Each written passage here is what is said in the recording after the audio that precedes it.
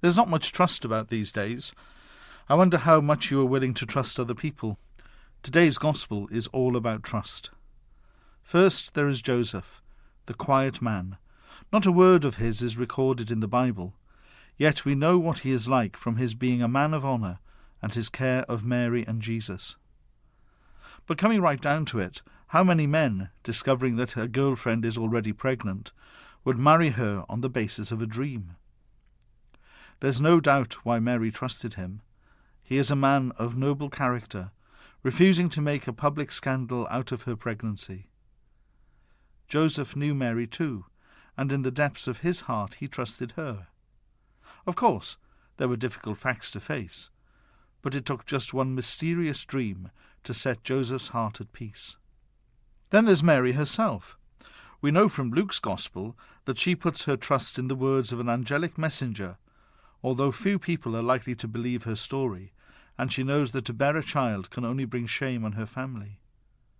She trusted Joseph, and God too, resisting what passes for human respectability and common sense.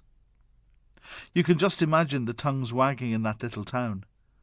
Perhaps that is partly why Mary and Joseph chose precisely that moment to set off to be registered at Bethlehem, not simply Roman command, but an excuse to get away from gossip. Behind the human trust that we see so poignantly displayed in Mary and Joseph, there is, of course, something much greater, the eternal trustworthiness of God, and a word that can never be broken. God has total faithfulness in keeping the covenants made with humanity. It's not only on a completely different scale from ours, it has another extraordinary dimension to it. Once God gives his word, it immediately begins to achieve what it has promised. In fact, long before God had made a covenant with his own chosen people, long before he had plucked the Israelites out of relative obscurity and entrusted them with his laws, there was already a more ancient covenant in operation, the unwritten promise that God had made to all that he had created.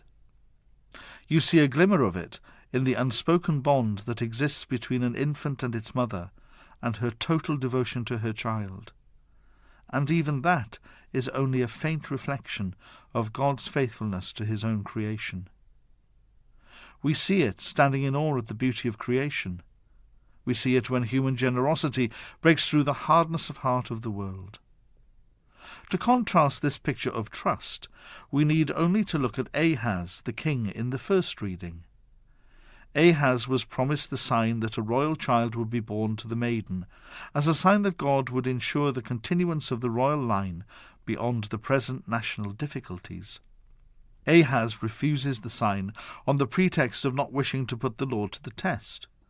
But in reality, he is trying to ensure that the ways of the Lord are in no way permitted to interfere with the workings of his own life and plans. Quite the opposite of Joseph, in fact. We are now preparing to celebrate the birth of Jesus, and mysterious and wonderful though the birth was, we have to say it was in a way the most certain event in the world. From the beginning, God has been as good as his word, and his coming as man was meant from the beginning. The Word made flesh caught us by surprise, but it was always in God's mind to do this, to become part of his creation, to become one of us. God is asking us to renew our trust in each other and to build a world in which not only individuals but whole nations display a genuine care and concern for each other, a world in which we are more concerned with our duties to each other than a fearful preservation of our perceived rights, which often neglect the corresponding obligations. But God is not only asking us to keep trusting each other even when we feel let down. We are being asked to trust in something much more sure and certain than a vague hope in human kindness. God is asking us to trust him, the one who makes eternal covenants, the one whose word is the guarantee behind every human word uttered in love. Only God's word, breaking into our world, can restore our credibility and put truth back into human speech. Only God's word can restore a fragmented humanity to wholeness and ensure that honesty and fidelity prevail in human relations. The Gospel tells us that Mary bears a son whose name is Emmanuel, or God is with us. The knowledge that God is in our midst as one of us is the guarantee of true peace on earth, the peace that comes from living in his presence. As this season of Advent now draws to a close, may we all grow in honesty and in faithfulness, trusting in God and in each other.